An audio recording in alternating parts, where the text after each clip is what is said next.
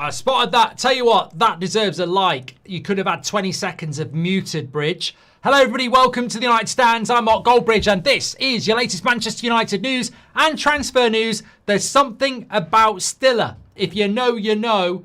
The diamond of the Bundesliga is a target for Manchester United. And we're not talking about me because we've got Bundesliga rights. I'm talking about Angelo Stiller.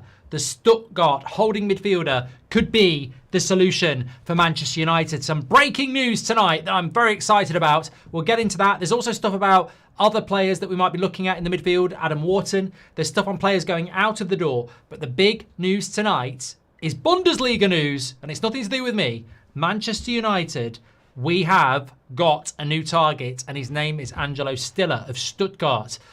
The diamond of the Bundesliga. I can't remember where I read that. I read it a couple of weeks ago. If you did write that article, I've stolen it, but I would give you credit if I knew who you were. But look, very exciting midfielder. This is coming in from Ben Jacobs, and what he's saying is that internal discussions are taking place over different targets for the midfield. Stiller has come up in discussions as United now decide whether to sign another midfielder before the window shuts. Remember on Monday, there was a lot of people saying, unlikely to sign a midfielder, unlikely to sign a goalkeeper. What did we say from our source? Amorim, Wilcox are really in on a midfielder and a goalkeeper. We need to start moving. We need to start moving, and now is the time to start moving. Now, if you don't know anything about Stiller, obviously I know everything about the Bundesliga now because obviously we've got rights on That's Football starting tomorrow night. But honestly, look, he plays for Stuttgart. I'm not going to sit here and tell you everything about him because I don't know everything about him. What I know is he's 24 years of age, he's 6 foot, and some people... Look, he's a deep-lying midfielder. He's very good in the counter press. He's very good at passing, short and long range. Some people have said there are similarities to a Rodri type. He'd certainly won't be more Rodri than Baleba. He's not a dribbler. He's not somebody that, you know, carries the ball far and runs with, you know, great speed and intensity. But was actually being very, very much linked to Real Madrid. Obviously, Alonso would know him from Leverkusen. Has had quite a significant, I think it was an ankle ligament injury because I don't think he's even back yet. But this would be a very interesting signing for Manchester United if they pursue it because he is very, very well rated in the European scene. The Bundesliga, as you'll see tomorrow on That's Football, is probably the closest to the Premier League when it comes to style of play. It's quicker, it's more intense. And look, it would be intelligent scouting because I don't think the price is going to be ridiculous. Is there going to be anything in it? I hope so. I hope so. He has been... Palace says Toni Kroos wanted him from Real Madrid. Some people have called him Toni Kroos Mark II. Look, I'm pontificating about a player that I've barely seen here. Red Devil Girl says that Stiller's pace is below average and he lacks physicality, unbalanced and not the right profile. Love the player, just not for our midfield. And I think that's a very intelligent comment. Very intelligent comment. Just because you're a good midfielder doesn't mean that you necessarily suit the system. He's very different to Baleba, and you're absolutely spot on. And I think that's what I would say about it. Look, very, very exciting player. Look, if you're asking me, do I want Stiller or nobody, I'll take Stiller. If you're asking me, is he a very different profile to Baleba? Yes. But tell me a midfielder that's like Baleba anyway. Adam Wharton's not like Baleba. Youngland's not like Baleba. So we're in a position where I see people saying Stiller's different to Baleba. Wharton's different to Baleba. And I agree with that. But we may never get Baleba. So what are you saying? Well, he's different to Baleba, so don't get him. We'll never get Baleba, I don't think, in my opinion. Wikitoria, with a very generous super chat, says, Mark, I ranted about getting Stiller during the tour. Glad the club will have some sense. He is the heir to the Kroos throne. Look, I would be very, very, very excited about doing any deal in the midfield that that works for United. Theo says live notifications didn't work. I don't know. You need to speak to YouTube about that. Some people won't even have notifications on. Subscribe and click the bell.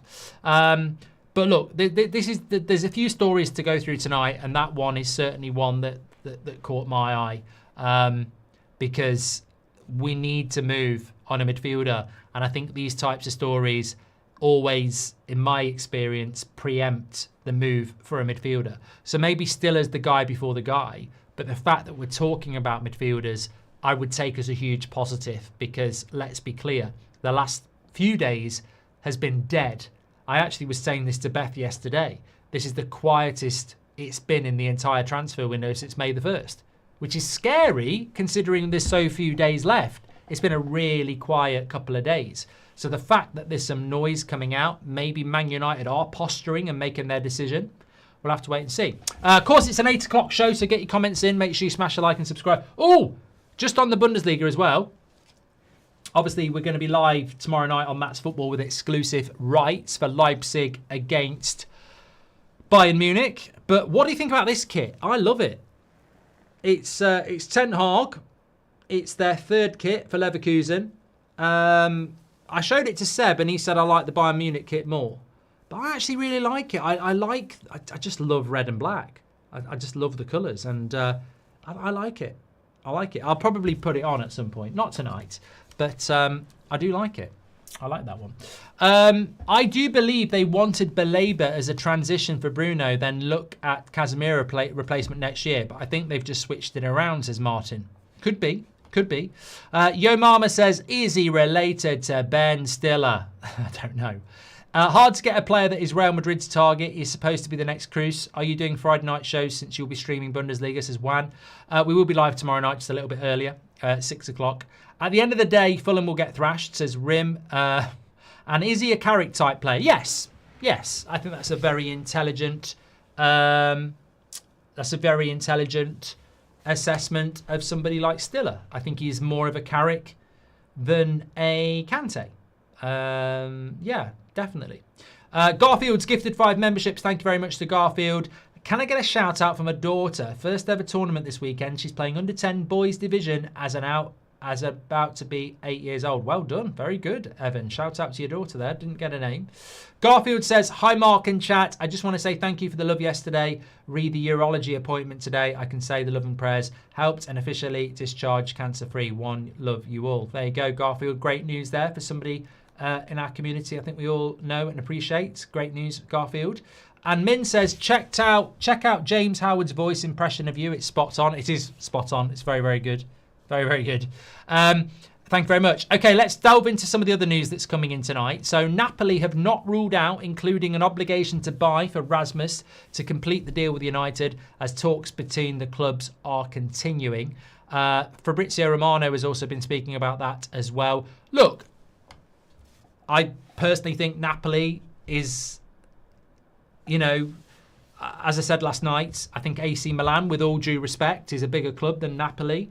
But it's about the now. And it's a bit like choosing Man City over Man United right now. I think choosing Napoli, both of them playing light blue. But choosing Napoli over AC Milan's a bigger club, but Napoli are the title holders and they're in the Champions League.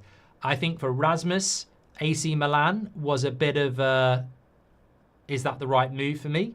Napoli, you're probably going to start. You're going to play in a Champions League side.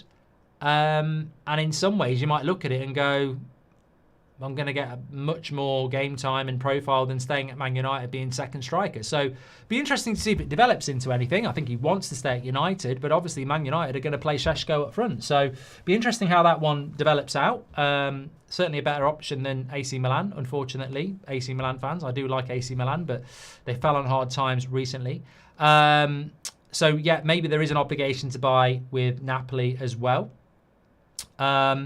Also, Ben Jacobs on the United Stand this afternoon did say that Adam Wharton is a dream target for United. However, Eze's departure may mean the door be shut for Wharton. 100%. I think we've spoken about this many a time on this channel. We know about Adam Wharton and we've known about him from the season before last, to be fair.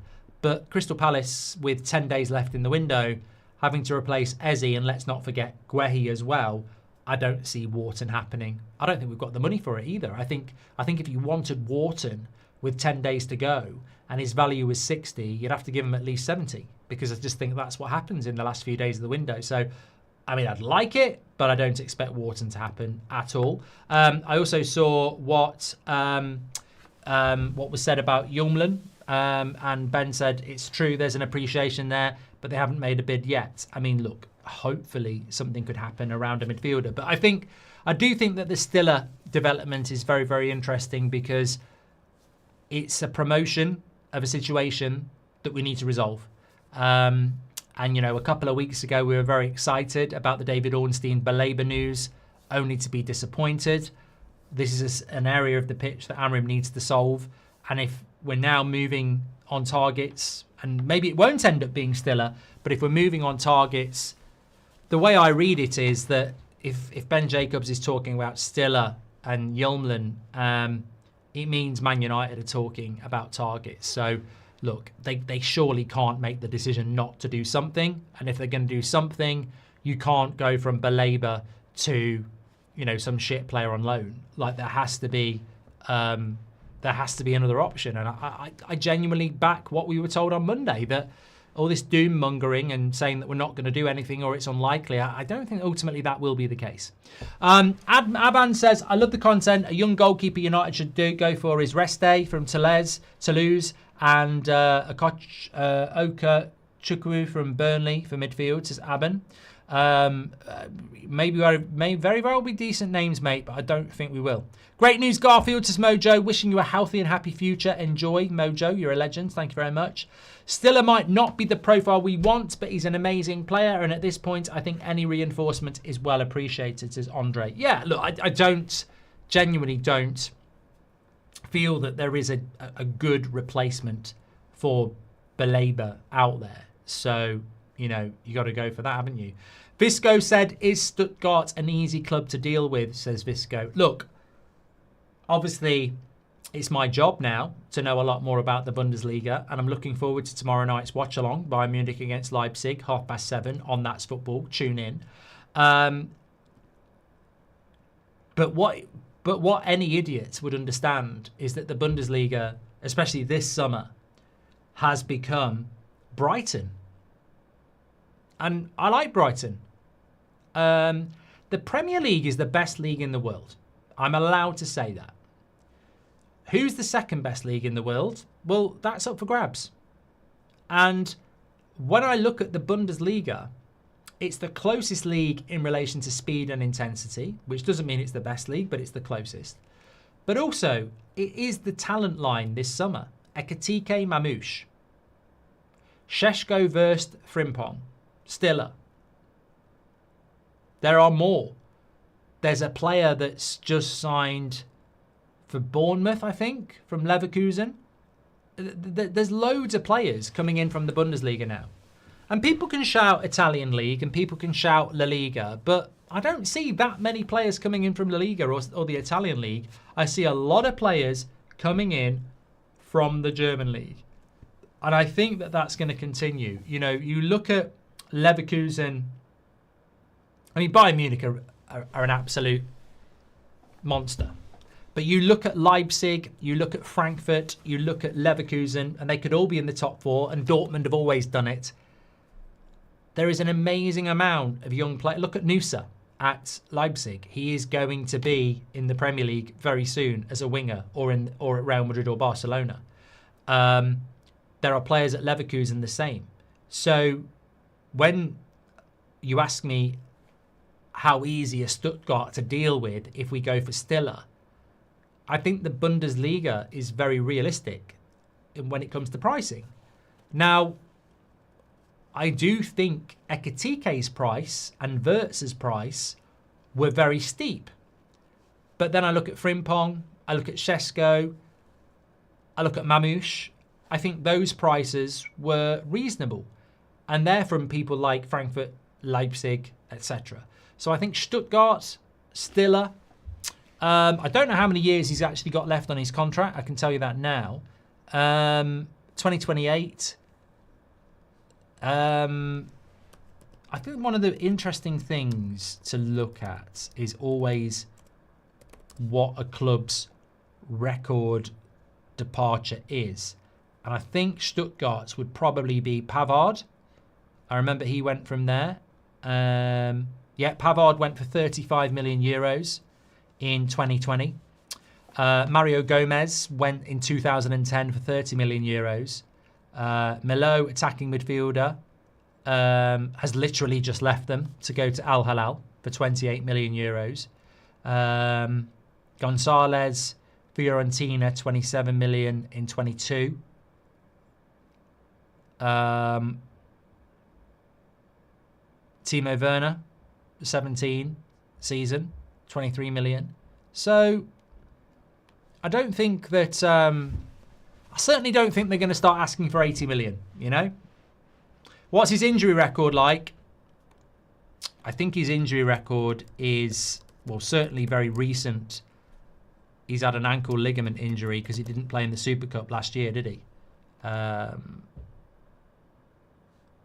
have a quick look. Ankle injury, May till June. And I think he had a recurrence a couple of weeks ago as well. But there are a lot of injuries, but they're not very long. So ankle ligament, ill, shin, ligament, unknown injury, pelvic, contusion, knee, muscular, ligament, ankle injury. A few ligament injuries. I suppose it depends which ligament it is. If it's all ankle, then there might be something in there. Do you think he can do the job for United, says George? I mean, I don't know. I mean, look, I think any player that comes in from the Eredivisie, the La Liga, the Italian League, the Bundesliga, the French League, at Man United, you just don't know. You know, Yoro's come in and settled in very well as a teenager. You just don't know. I think the advantage of the Cunhas and the Mbermos is that you do know because they know the league. But what essentially we are is what somebody just said before. I'd take Stiller over nothing, 100%. He's a very talented player who Real Madrid have been looking at, the diamond of the Bundesliga. And they call him the diamond of the Bundesliga in that article I was talking about because he plays for Stuttgart. And he's considered one of the best players in the league because of where he's playing. So is he a number 8? He's more of a number 6. But in a Man United system, you're going to play in a pivot of a 2. So more Rodri than Baleba. 6 foot. Very good on the ball. Very intelligent. Some say Toni Kroos Mark II. He has a high reputation. I mean, it's certainly not a player I'd be turning my nose up at. But so did Donny van der Beek. So I'm not going to sit here and say he's the solution to our problems because I haven't seen enough of him. But with 10 days to go in the window, are we really going to sit there and say, don't want him? Come on. You can't sit there and say you don't want him because it might be all we can get. And we might not be able to get him anyway. So let's just wait and see. But I'm encouraged by the fact that we're talking about midfielders because for the last 48 hours, we've been talking about nothing. Have you seen the photo of Garnacho from a young age in a Chelsea shirt Romano published earlier the day, says Dimitri? I couldn't give a shit. Maybe he was wearing a Chelsea shirt when he was younger because he liked a Chelsea player. Maybe he's got a Ronaldo shirt. Maybe he's got a Messi shirt. You know, some kids will wear any fucking shirt. I don't give a toss. Kind words from Simon Jordan today about you, Mark, and your channel and the way you built the channel up. I mean, there's always a first. I have seen the clip and I can't have a problem with it. I thought it was absolutely spot on. Couldn't have put it better myself. So, yeah, absolute flowers for that. Also, congratulations on the Bundesliga deal. Up next, MUTV deal for pre-season deal, 4K cameras and commentators not living in the Glazers colon. Me and Beth, says Pete Phillips. Yeah, we'll have to wait and see about that. Off topic, Mark. I live outside the UK. Can I still watch Bundesliga games? Are they on licensing troubles? Can we talk about all about that at the end of the show? Because it is the United, but I will come back to it. Simon Jordan praising you in 2025. I know, Fame. It's great, isn't it? What do you think of John Victor as a goalkeeper? I do want to talk about the goalkeeper situation, Andrew, because I saw a comment from Ben Jacobs saying that the goalkeeper situation is quiet. And sources are insisting that maybe no goalkeeper comes. And if one comes, it may be a young one like Lemens. I think with the goalkeeper and the midfielder right here, right now, it is a panic. You know, there's no two ways about it. There's not long left. It is a panic.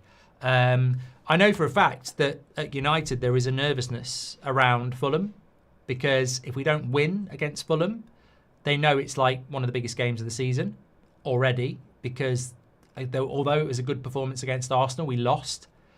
And if we don't get a good performance against Fulham and win, then everything that happened against Arsenal will mean nothing.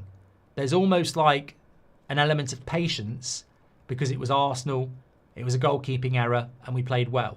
But if we go to Fulham and revert to type and play shit and we don't win, or there's another goalkeeping error, it suddenly puts a lot of pressure on. Now, I'm not for 1 minute saying that if we lose to Fulham, we'll buy a goalkeeper, and if we win, we won't. But in a way, it almost feels like that might be the case, which has no logic because we should be buying a goalkeeper anyway. I still hold hope on Emi Martinez. I still think my theory on Emi Martinez is the best hope we've got. I certainly don't hold any hope in relation to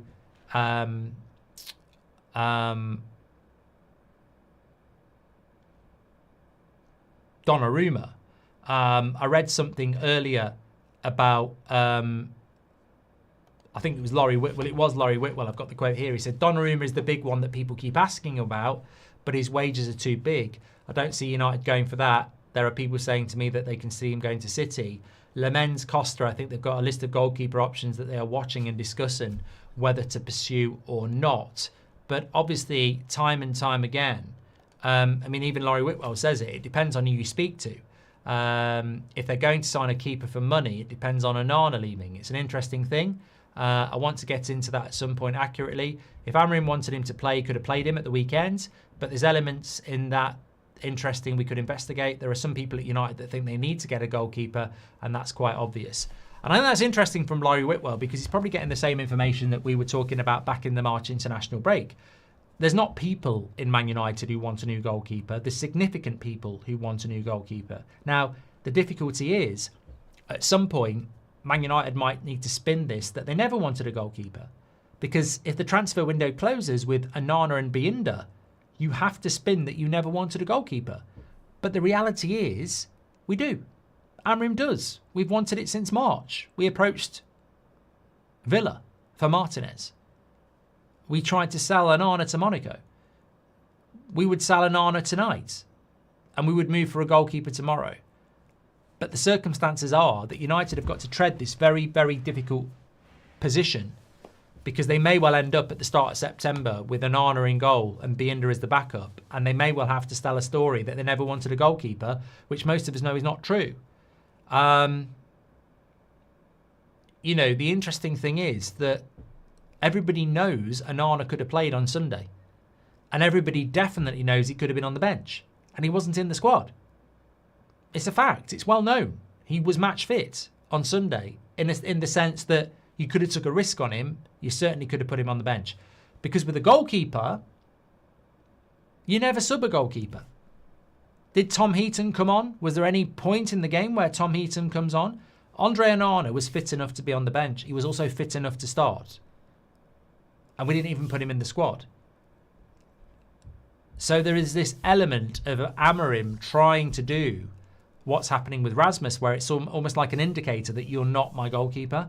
And then Binder makes a fuck up, which may cost us selling Onana. So I think the goalkeeper and the midfielder are very much tender hooks, knife edge in the balance. But both positions are priorities. United could get neither, one or both. And I think that's where we are in the next 10 days. But without a shadow of a doubt, we do want both.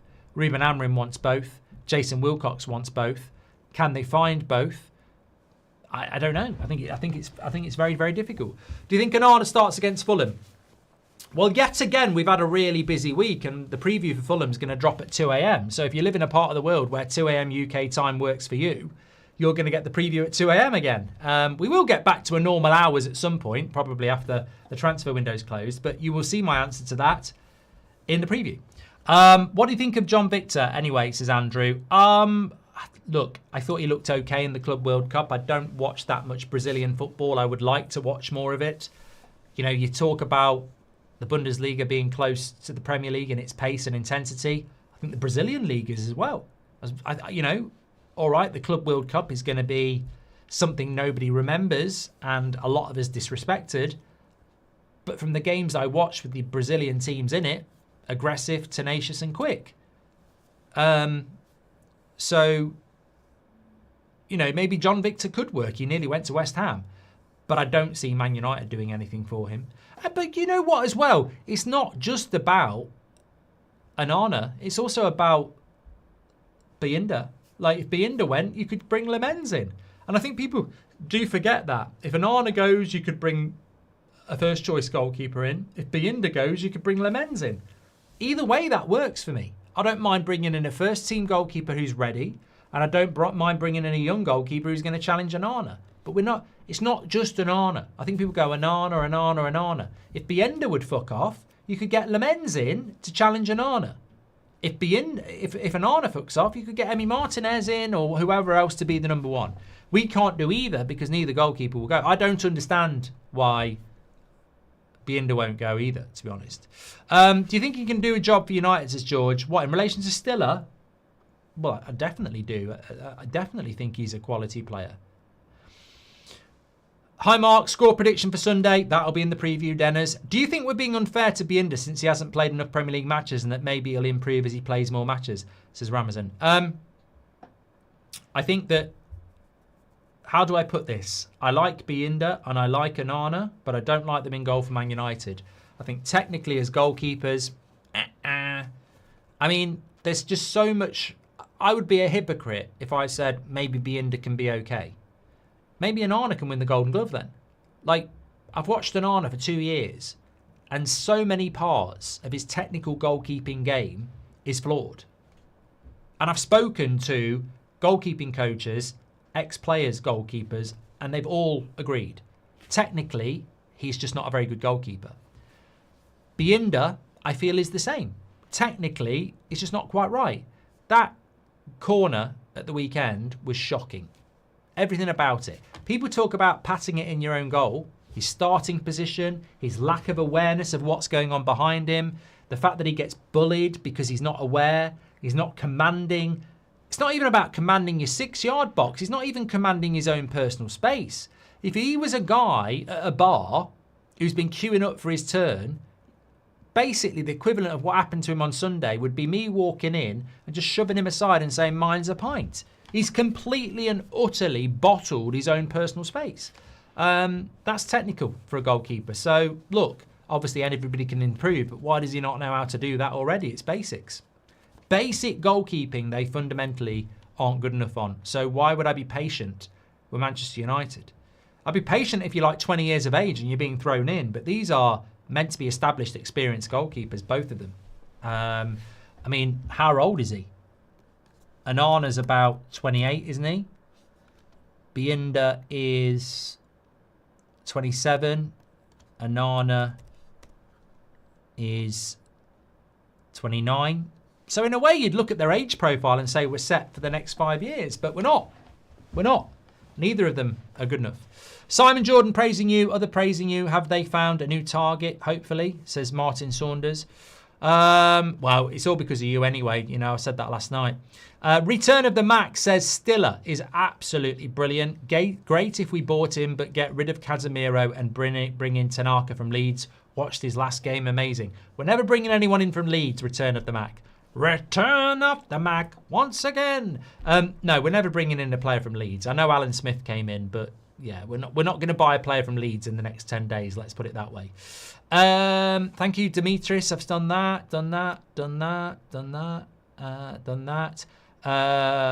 When you say Shesko, I see Sid from Ice Age, says Alex. I know, I've had to change the way I say it. I want to call him Sesko, but he's done the video saying it's Shesko. Do you think he can do it? Done that one as well. Thank you, Alex. Bayern might be in for Sancho, apparently. Hope it's true. I didn't see where the Sancho... I mean, you know me. I don't like doing stories on Sancho. But I don't know where the Sancho story came in from. Plettigol. I mean, that's pretty credible. Plettigol, Florian Plettenberg, Sky reporter for Germany, saying that Bayern are considering signing Jadon Sancho on loan. You know what? I get it and I don't get it. Mario Franco says Bayern might go for Sanch flop. Hope it's true. I mean, look, from our point of view, great. Got Bundesliga rights on That's Football, even better. But I think as well, and remember our Bundesliga rights just aren't one game a week. Some people just think it's one game a week. We've got complete and utter highlights. There'll be a highlight show early next week on That's Football Every Week. So we're telling the story of the whole league. It's going to be great. But Sancho, look, I can see it. I can see why they would do it, because his whole career is Bundesliga based. For whatever reason, he suits the Bundesliga. He seems to be happy and content in the Bundesliga. I don't give a shit. If Bayern Munich want to take Jadon Sancho, let him take him. We'll still be paying half his wages for a year. You know, we're going to pay half his wages. He'd be on the bench anyway, because what's their front three? What's the Bayern Munich front three? Kane, Elise, and Diaz. So, sit down, sit down, sit down. Sit down next to me. Sit down. I'm trying to think of someone who sits on the bench. Muller's gone. Kingsley Coman's gone. Is Gnabry still there? Yeah, Gnabry's going to say, sit down, sit down, sit down. Sit down next to me. I don't see him going to Bayern, but you never know. You can sort of see why they might do it. Stephen Barnum says, Will Stiller, it sounds like a name. Will Stiller compliment Bruno? Simple question. Well, yeah, I think he would, because he's more defensively disciplined. He's more of a sitter. All I would say is that I think people need to move on from Baleba. If Baleba is a one-off generational punt, you're not going to find another one. You might have to go for something different. And Wharton is nothing like Baleba.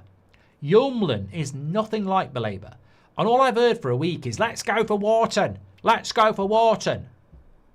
Some people going, let's go for Yulman. Let's go for Yulman. And then you get linked to Stiller. Oh, I don't like the fact that he won't do well. He's not like Baleba. And I'm like, Wharton's not like fucking Baleba either. Wharton is more like Stiller. So Stiller might be a cheaper Wharton. You know? Stiller the killer, says Dane. Stuttgart are tough negotiators. Ask Bayern about it, says Jacob. Thank you very much for that. Hi, Mark. I saw a video on X talking about Streets Won't Forget Rojo and Bailey partnership. It's concerning we now have so many fans that see those eras as the good old days. We need to get back on track. Jason, it's interesting how people on X are saying that the Streets won't forget Rojo and Bailey, and yet that's the first time I've remembered them. So this street has forgotten, and this street is private. It has gold gates and then mansions on it. The mansions are called Gary Neville, David Beckham, Wayne Rooney, Cristiano Ronaldo, Roy Keane, Ryan Giggs, Paul Scholes. My houses have legends along it, and it's golden gated with a lock. My street has forgotten Rojo and Bailey centre-back because it ain't a fucking golden era. It ain't anything to remember. But it is, you're right, it's true, Jason. There's people of a certain era who will go, remember Rojo and Bailey? Oh, what an era. You know, there's people, it's like, I saw something today and it made me laugh. It was like, I was listening to a podcast, I think it was Alan Partridge actually, and he was saying that his assistant, Lynn, got locked in a fridge and her whole life flashed before her. And he said, I would not like to watch that. It would be like a very watered down, poor version of The One Show, i.e. a boring life. Whereas, you know, Keith Richards' life flashing before him would probably be like Heat on Red Bull. And that's what I think about when the streets say, oh, the streets won't forget Rojo and Bailey. It's a bit like looking out my window and making eye contact with my dog as it takes a shit. I want to forget it. I want to forget it. I want to put MUTV on and watch the 99 season. I won't forget that. Rojo and Bailey. Rojo and Bailey. The streets won't forget that. That's like one of my mates saying, remember when we went into Ritz's in Nottingham when you were 18 and you got off with that, well, I was nearly going to say something derogatory, but she was rough. Some would say she was going to rough. That's too far. But, you know, remember that time? No, I'm trying to forget. I don't want any bloody nightmares, thank you. Rojo and Bailey. Bloody hell. It's more. I'd rather have Anton Deck at centre-back. The streets won't forget Rojo and Bailey. We're trying him in bloody therapy, mate. I'm in bloody therapy. Always wonder what team does in days like this. What rec team does in teams like this. I don't know what that is, Tobias. Don't know what that is. Hi, Mark. Score prediction for Sunday. I'm doing a preview at 2 a.m, Dennis. You keep trying. Actually, I've realised I've just read that same one again. Apologies. Yeah, I think when you look back on United, there are some eras that I just... Di Maria, Schneiderlin, Daley Blind. I got nothing against them, but it's not a good time. You know. Hopefully, look, I'll get all into it in the Fulham preview, but hopefully there can be some positivity from this season. I just absolutely feel that we need to go and get a midfielder and a goalkeeper like all of you do as well. Absolutely. The 90s were amazing, says Mini Brew. They were, they were. I was actually... this is an after-show thing. I won't talk about it. But I will talk about it, actually. So, I was in a pub in Dublin before the Dublin show, the United Stand Dublin show. What a year it's been, actually. I forget about that. The Dublin show in Dublin, funnily enough. I went to the Hairy Lemon in the afternoon and I met my mate who I used to, well, he's still my best mate, but we used to work together in Dublin. And then my best mate from school was there and we were all having a drink together. And we were talking about Oasis and the 90s and Man United. And I said, look at this. Let's just throw it. But I didn't throw it. I went, let's throw them away. And I went, placed it in front of us. Let's just not go anywhere near our phones for half an hour and talk about the 90s. And I tell you what, it was probably one of the best half an hours of the day. Get rid of this. Conversation. Free yourself from technology. Free from desire. And we were just talking about Beckham and the 90s and the music scene and the movie scene and the TV scene. We didn't have one of these. We didn't have one of these taking over our lives. Great time. But it can happen again. I firmly, I'm never going to be one of those people who just goes nostalgia. I'm one of those people that says, why is the music scene not what it was in the 90s? If it happened in the past, nothing's impossible if it's happened before. That's a statement I've never heard anybody decent say. Nothing's impossible if it's happened before. So we can regenerate the Man United 90s. We can do it. And that's what we need to do. We need that back. Somebody start playing guitars and, basically do modern versions of Stone Roses songs. Somebody check out some of Michael Mann's films and Tarantino and start writing them. Somebody start writing good situational comedies and Amorim start turning this team into a team that gets us excited again. Bring back the 90s in the 20s. But look, joking aside, I think that it started with a kiss. That's hot chocolate. Started with a kiss. It started with Cantona in many ways. I mean, I know it started with Sir Alex, but it started with a spark. And I've mentioned it. A few people have mentioned it. Cunha. We're not comparing him to Cantona. What we're saying is that history repeats itself. Cantona was the spark to take a team that couldn't win the league to dominate the league, and that was the start of something. Cunha could be the player that takes us back into the top four. Football's changed. I don't think we're ever going to see a Man United side dominate like it did under Sir Alex. We'll never see a Sir Alex again. But what we do need to do is establish ourselves back in the higher corridors of football. I know for a fact that Bayern Munich fans and Juventus fans and Real Madrid fans and PSG fans look at Man United and they're sad. They're not walking around crying, but they are sad. They're like, what's happened to Manchester United? You are the English team with Liverpool. Like, what's happened to Manchester United? And we need to get back there. I'm not going to say we will get back there. I still think we're massively hamstrung by 25 years of Glazer ownership, or 20 years of Glazer ownership, but I am optimistic that this season we can wake up a little bit and start to... So much of it is about Ruben Amorim clearly has the right mentality. if he can get players around him that have that mentality, we will do better. I look at teams like Brentford under Thomas Frank. They massively over... I mean, Brentford basically won the league last year. For what Brentford are about, they won the league. Contextually, they won the league. Nottingham Forest contextually won the league. Like, for what they really are and what they achieved, they won the league. Obviously, they didn't get given it, but they massively overachieved. Why did they overachieve? Because they had a manager and a team that worked ridiculously hard for each other and bought into what it was all about. I sense with Amrim, we've got a manager and a number of players that are starting to buy into it. And that is going to be a very powerful thing. I completely disagree with people that are saying we could finish 10th, we could finish 9th, we might finish in the bottom half. I'm like, it doesn't logically make any sense. The players are on board with the manager. The manager is absolutely committed. We will be better. I can't put us in the top 5 as much as I want to, but I can certainly put us somewhere between 5th and 8th. And I think that's what will happen. I really do. But we have to go and win on Sunday. I think it's a must-win game. Thank you very much. Let me just catch up on stuff. What do you think is going to happen with Rasmus? I feel that... I feel he will go. Even though he doesn't want to go, I feel he will go because I think that ultimately his big goal is going to be to play football. And I think it will be a very hard thing for him as a huge Man United fan to walk away from what was a dream.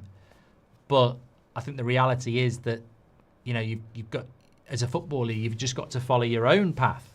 I always said this, and it's very, very true. If I'd have been offered the opportunity to play for Chelsea and that was it, I'd have played for Chelsea because I would have wanted to be a professional footballer. The dream would be to play for Man United, but if all I had was Chelsea, I'd play for Chelsea. The opportunity to be a professional footballer would override that because that's the dream. And I think that ultimately, if the right deal comes, I think he will go because the right deal will be playing regularly as the striker in a team that's in Europe. And I think that might be on the table. So I suspect he will probably go. But I hope he doesn't because I think we will be stronger keeping as many options as we can. I'm terrified of injuries. Not me, myself. I don't walk down the stairs like wrapped in bubble wrap. Oh my God, if I fall. I mean, I'm terrified of Man United's injuries. Already in pre-season, Xerxes had a long injury, Anana's had a long injury, and Mazraoui's had a long injury. So it's still there. You can't tell me in a month's time that Sesko won't be injured, Xerxes won't be injured, and Obi might be injured, and then you're playing Mason Mount as a false 9 again. So I'd like to have as many options as we can. But Man United need to raise money, don't they? Simple as that. Are you supporting Leverkusen because of Ten Hag? I'm supporting them because of their kits. I am a kit bitch. So I looked at all the kits. I needed to get some kits for the match tomorrow anyway. I need to wear one and put 2 behind me. So I'll probably wear this one.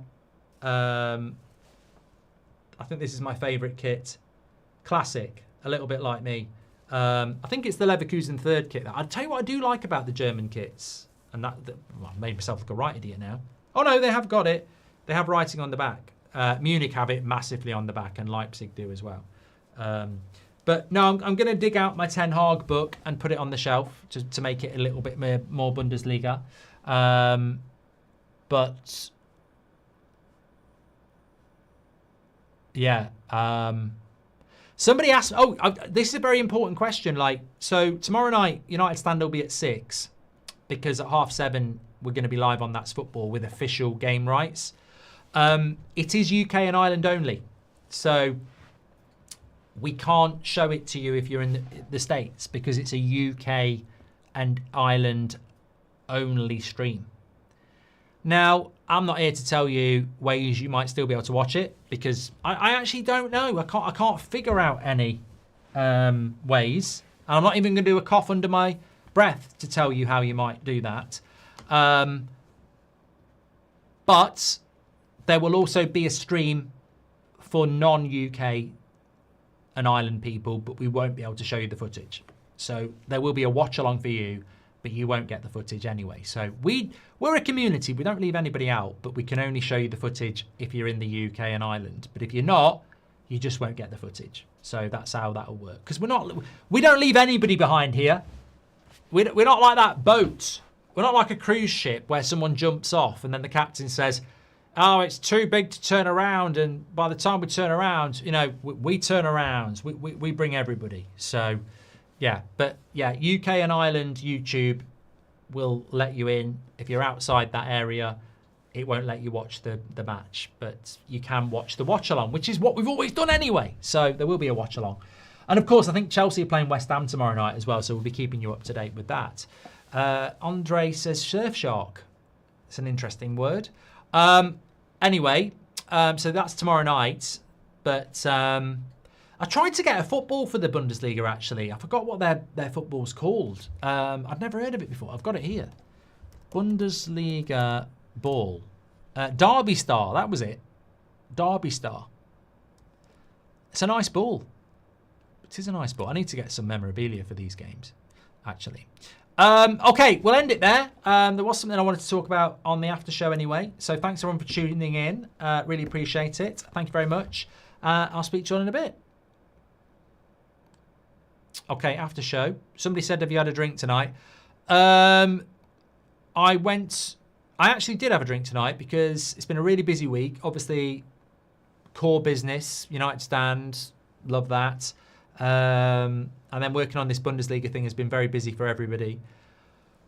So I took the family out for a meal tonight and I did have a glass of Malbec, which is very, very nice. Because tomorrow's going to be a very busy day as well. So yes, I did have a glass of Malbec and I had a lovely burger. I don't normally have a burger anymore, but I had a burger. I tell you what caught my eye today was, well, I sort of mentioned it in the previous show. I was walking along today with my dog, and when I see another dog, I always put my dog on a lead because I have more than one dog, but this particular dog is quite small. So I'm like, if I'm on a lead and anything goes wrong, either way, I'm in control. I can lift it up, I can pull it away, I can shield it. I'm in control of my dog. And we were on a walk, and I walked past about 3 other people with dogs. 2 of them put their dog on a lead. The other one, they just carried on walking with the person they were with, chatting away, and left their dog off a lead. And I thought, you know what? The whole do you put your dog on a lead or not in public is a little bit like not wearing a seatbelt in a car. You might be absolutely fine until it's not fine. And what I mean by that is, I suspect people who don't put their dogs on a lead don't put their dog on a lead because their dog is well behaved. But if that dog puts its nose in a beehive and gets stung all over the place, doesn't matter how well behaved it is, it shouldn't have stuck its fucking nose in a beehive. My point being, it doesn't matter how well behaved your dog is, if it walks up to a nasty dog and gets bit, that's irresponsible, surely. And I thought I'll bring that into the after show. Because some people have a very blasé attitude towards putting their dog on a lead. I've always put my dog on a lead. Not because it's nasty or anything like that, because I don't...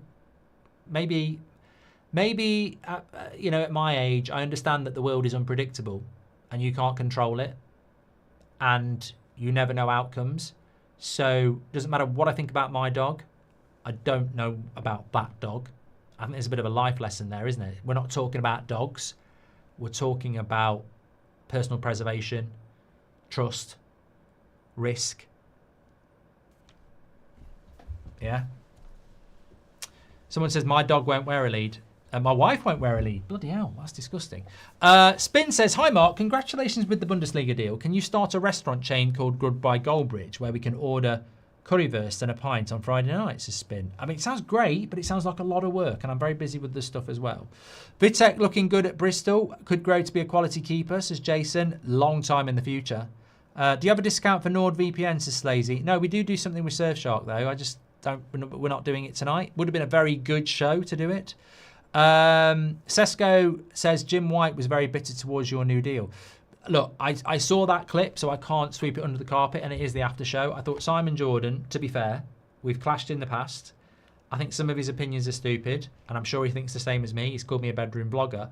But what he said about the Bundesliga deal, I don't think I could have done it as a press release better myself. And I will always give credit to people when they talk sense. I thought it was very good. I saw what Jim White... I want to call him Sir Jim White because it's Sir Jim Radcliffe.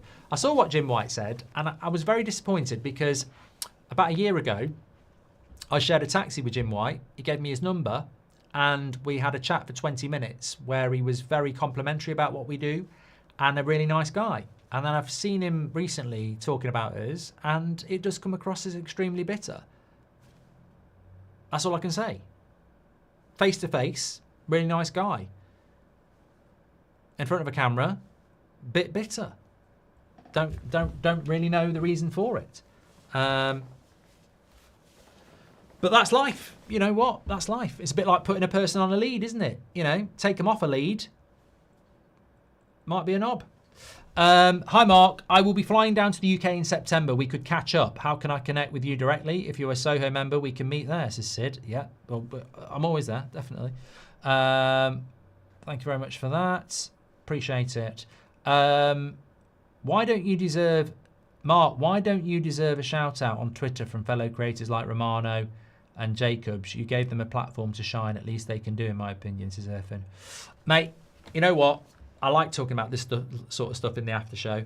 If I lived my life waiting for shout-outs from people that we've helped along the way, I'd be a very lonely... I'd be sat down waiting for a very long time. I like Ben Jacobs. I like Fabrizio Romano, and I don't think they need to thank the United Stand as much as I love you lot, and I think this community is a very powerful thing.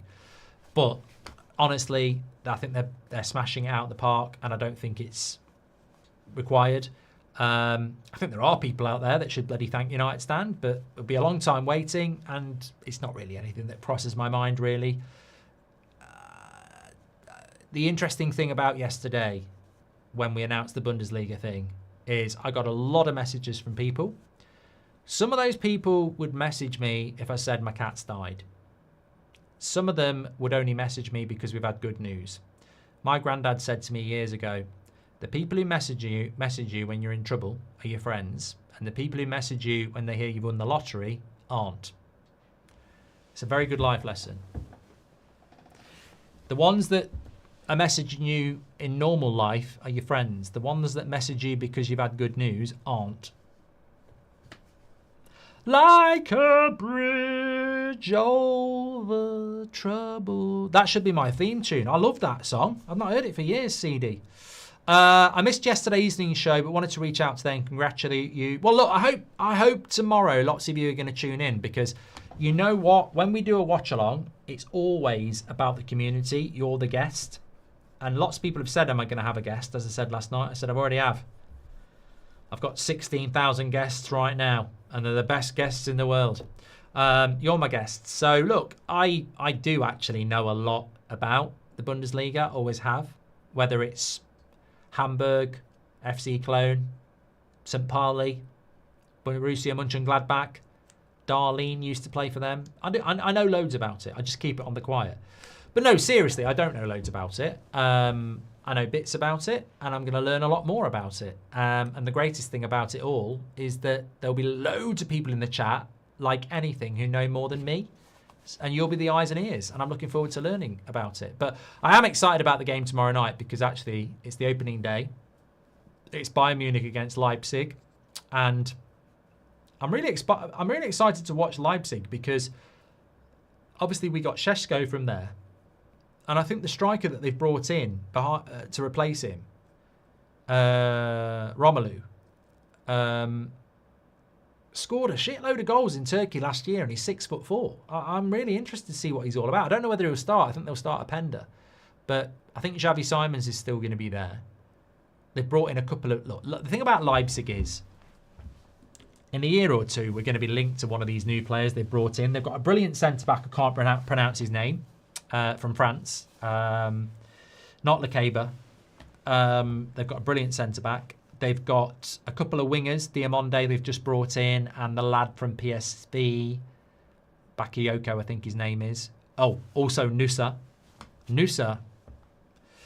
I remember Nusa on FIFA at Club Bruges, so I'm very excited to watch it.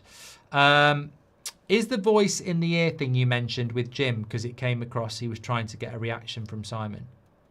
Says Glenn C. Is the voice in the ear thing you mentioned with Jim, because it came? What? When you work for the mainstream, you've got a voice in your ear, yeah. When you're on Talk Sport, you've got a voice in your ear telling you stuff, yeah. I had it as well. It's a producer. They feed you stats, which is why I very rarely have anything in my ears, because I don't like it.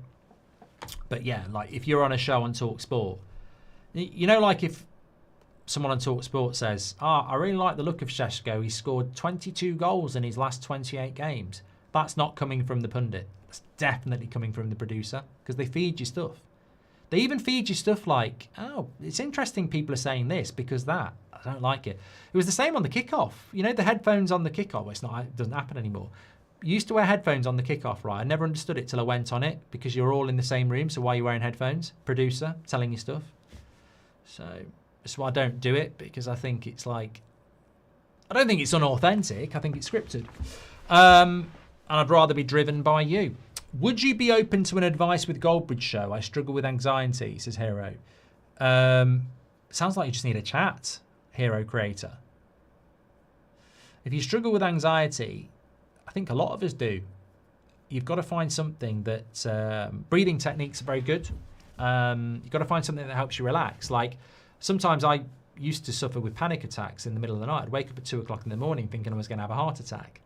It's quite common for people. So it's about managing that anxiety. Some people getting up, walking around helps, because lying down flat, you focus on you can hear your heart beating.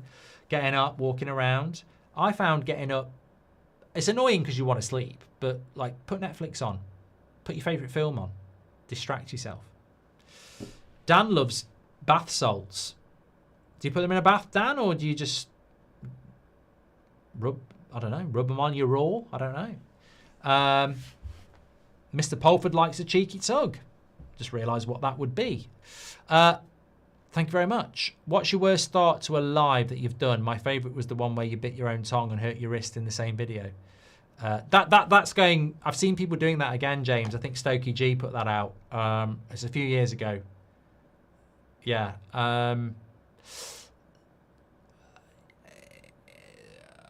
The streets won't forget what United Stand used to be like. It's like the evolution of a band, really. You raw your first album or two, and then you mature for later albums. Yeah, there was plenty of times where I was more eager to get live than actually understand the technology. So things would go wrong. Peppa Pig would come on Sky when I was on a watch-along and shit like that. But yeah, no. I remember, I can taste that biting my mouth, actually. Bit the inside of my mouth, and it really hurt. Okay, thanks everybody for tuning in. Big day tomorrow. I hope a lot of you are going to come over to That's Football to watch with us. It's certainly going to be a landmark day, and we do need your support. So please do get yourselves over there, because obviously there's going to be a lot of people wanting us to fail. And I think if we succeed, we'll get more. That's not a threat. It's a fact. If we do big numbers tomorrow on YouTube, and people are clipping up our clips and doing the match footage with me above, you can do that on TikTok and stuff like that legitimately, because it's there on our channel. Then I think it's a big message to where the industry is going. And I want the industry to go down this. I want this community to be the trendsetter, the disruptors. I want us to smash the door down, and it will benefit those behind us. Of course it will. It's like Fall Guys, that episode, you know, the challenge on Fall Guys where you hit the door first and you bounce off it, and then you hit the foot door first, it opens and everyone follows you. That I'm going to do a little clip of that, because I think that's what we are. We're the first Fall Guy that hits the door and opens it, and then everyone follows. So we need to smash it tomorrow. We need to send a message that this is what we want, because we don't want bloody ridiculous subscription fees. Like, there are countries around the world that get every Premier League game for 20 quid. We're paying ridiculous money to 3 or 4 outlets, and we don't even get all the games.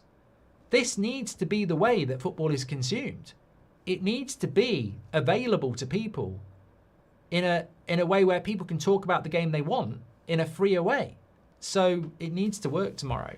Well, I don't have any guarantee that it will, but if you want this to be the way that football goes, then get behind it and watch in tomorrow night.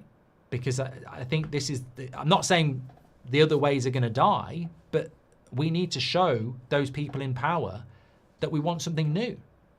We do.